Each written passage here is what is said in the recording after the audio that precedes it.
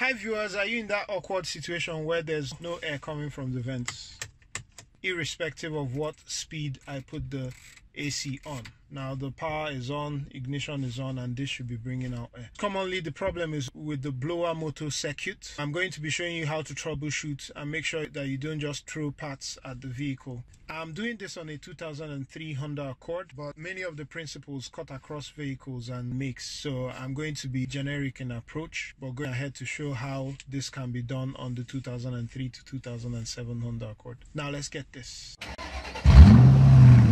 So this indicates a problem in the blower motor circuit. There are a number of components that make this up. Fuses, there's a relay as well, the blower motor itself, and then the power transistor or a resistor, which varies the speed of the fan. Open in any of these components would lead to the blower motor not working. Also important is to check whether the fan comes on at any speed. Right? If your fan only works at a particular setting, maybe on speed 1, 2 or 3, then you have a problem with the resistor for the blower motor. So the first thing you want to do is to start with the fuses. So for your vehicle, you need to establish what fuses and relays are involved in the blower motor circuit. On this 7th generation Accord, you have 40 amp fuse, which is the number 21 fuse. You can see that that's not cut.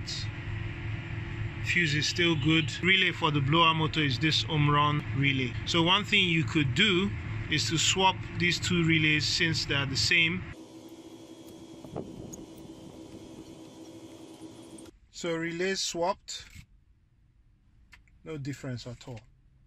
Also for this car, driver kick panel, there's a number 30 7.5 amp fuse, which is also part of the blower motor circuit, which you have to inspect. And that's this one. That looks good. There isn't any issue with the fuses or the relays. Let's move over to the blower motor itself and the resistor.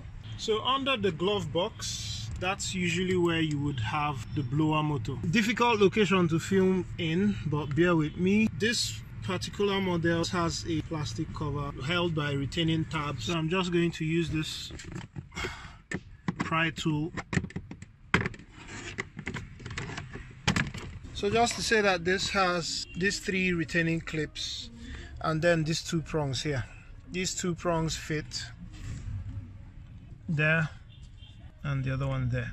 That's the blower motor right here. So this is the resistor for the blower motor, but since the fan isn't coming on at all, I'm more worried about this, but I'm going to check the resistor as well. So the first thing you would want to do is to pull out this connector. So that's the connector. You just depress this tab and pull it out. So with this pulled out, you want to turn on the ignition. You also want to turn on the blower motor.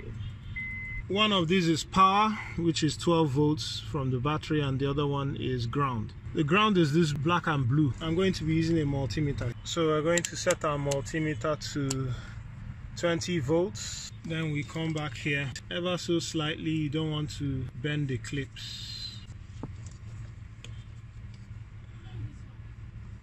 So as you can see, we have over 12 volts. That means that this is a dead blower motor. Apologies for the shaky camera.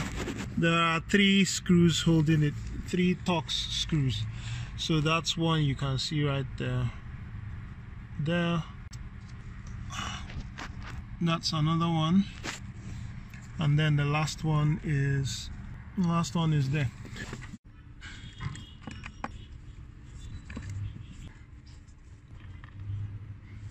So you need to support this with your hand, because if not, it's just going to fall through.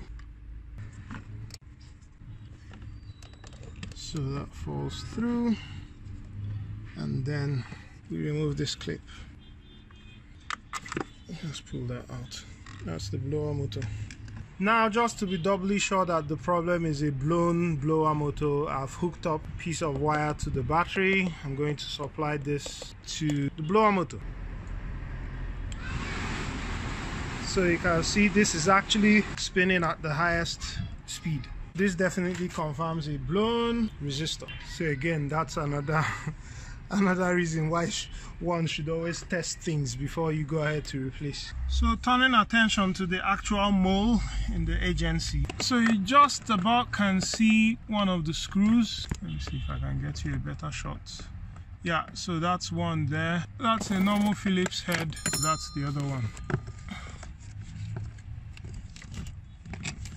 So because of this thing, you're not going to be able to get this thing in there. It's always good to have one of these stubby screwdrivers. This is the most difficult part of this job. Yeah, useless screws out. Okay. So I had problems depressing this tab earlier, but now that it's out. So just to quickly demonstrate how to test the resistor, this is going to be manufacturer specific. For this Honda, just to state that this is prong 1, 2, 3 and 4. So Honda recommends a two-stage process for testing the resistor. First is you check for resistance between prong 3 and 4. This is for the 4-door sedan. If your car is a coupe, then you're going to be looking at the resistance between 1 and 2. So I set the multimeter to resistance, so this should read between 1400 and 1500. So it passes the first phase. The next one, which I'm not going to do really, is to remove one of the prongs from the connector to this itself and then use a jumper wire to bridge connections. Given the fact that there's voltage at the connector itself, it does confirm to me that the wiring is good. So I've gone ahead to get a used part. Doesn't look nice, but the heat is killing at this time of the year. I need to have this working ASAP. So I'll go ahead, fix this in, and come back with the test. Reattach this connector and we remount the blower motor.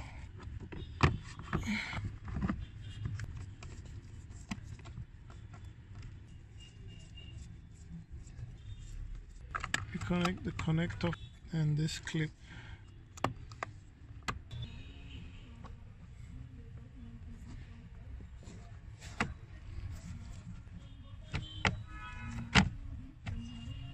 So back to where we started, moment of truth. Let's see. I bet you can hear that. Working in all the speeds. So that's it, guys. As you could see, I could have easily bought a new blower motor when the problem was actually the power transistor or the resistor. So again, always good to do exhaustive diagnostics before you go ahead to replace parts. So that's it, guys. Thank you very much for watching this video. If this was helpful, do like and comment, share and subscribe to the channel. It really helps a lot. Thank you very much and catch you on the next one. Cheers.